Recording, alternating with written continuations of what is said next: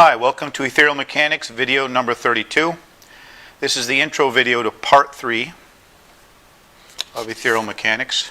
My name is Robert Distinti. I'm an electrical engineer with 30 years experience. What we're going to do in this introduction video is we're presently waiting on the new math construct. I realize that there are things I can release in advance of that. This video is going to be mostly opening knickknacks, like a change in the video format. What the number one incentive for me is in improving the scientific method. No more monkey see, monkey do. We're still going to have monkey see, monkey do, but at least we can improve on it a little bit. From reading comments that people leave on the YouTube channel and by going to their websites, I've determined that, and from looking at the stats, I've determined that I need to make the videos shorter and more bite-sized. And also it's better because my internet connection up here is slow. It takes me 5 hours to upload a darn 20-minute video. So if I make them smaller, it's easier for me to get them out the door. If you've seen the video that I made, D005, I'm not in the screwed up incentive system of science. My number one incentive is to find out why. And if you follow along with this little Calvin and Hobbes cartoon, that'll explain to you what is my driving force on this whole thing. And this is Calvin and Hobbes by Bill Watterson. This is one of the best cartoons I think that was ever published in the paper. Not just this one, but the whole series. And here Calvin's talking to his pet stuffed tiger, which only comes alive when he's around. And he says, the problem with people is they don't look at the big picture. Eventually, we each are going to die, our species will go extinct, the sun will explode, and the universe will collapse. And it continues on. Existence is not only temporary, it's pointless. We're all doomed, and worse, nothing matters. And the tiger says, well, I see why people don't like to look at the big picture. And Calvin says, well, it puts a bad day in perspective. But this cartoon changed my life. It made me think. Is nothing we do of any importance on this world? I mean, our loves, our accomplishments, our struggles, our sacrifices, is it all for nothing? I mean, this whole universe has no point or purpose? I mean, everything will just one day vanish? If that's the case, why bother? I mean, we could just take up a Clockwork Orange lifestyle. But this doesn't make any sense. Somehow this universe came into being. Something stuffed this universe with a tremendous amount of energy and matter and energy being interchangeable. And we sentient beings, humans, and I'm sure there's others out there in the universe, came into being. And it doesn't really matter if you believe in creation or evolution. The point is we're here. Okay, and because we are curious to study the universe, you can essentially say the universe has become self-aware.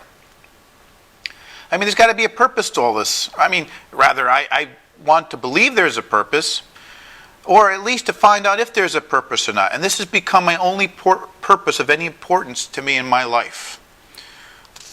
And my hope is that by exploring what I believe to be the correct mechanisms of the universe, in my case, Ethereal Mechanics, I hope to one day learn the purpose, if any, of existence. And for lack of a better metaphor, is to derive the creator's phone number if it's listed. Okay, to that end, I'm not wasting time to protect Ethereal Mechanics. So I'm sure it'll be plagiarized by the unethical among us. I am taking small steps to somewhat protect it, but I don't think it's going to really help much. My main objective is to see what's there before I pass. That is my number one objective in life. To that end, I have no tolerance for bogus theories that don't match observations for me or anyone else. Because my reward is the truth for its own sake, I have no incentive to publish garbage. I'm happy if anyone can show me a better way. I really am. I don't mind. I want to see what the truth is.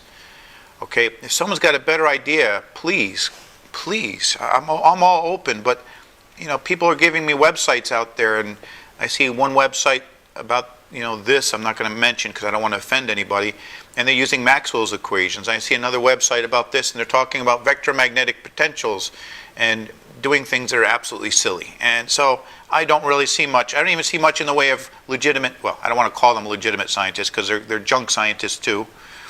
But they don't admit it, and they call everybody else junk scientists. So one thing that I have done, and I've discussed it before, is I've talked about the scientific method. In its present form, it's highly outdated. It's still just monkey see, monkey do. In other words, what we do is we observe something, and then we make a mathematical mimic that mimics the observation, and we think if our mathematical model mimics the observation that somehow we have talking to God. No, sorry. Only thing the scientific method tells us today is that our theory or model adequately mimics a natural phenomenon that we've observed. It does not tell us when we are done or if there's more to go. Okay, it doesn't tell us very much. Okay, so I'm reintroducing the rules of acquisition. This is an idea taken from the Ferengi of Star Trek. In past videos, we developed the rules of acquisition.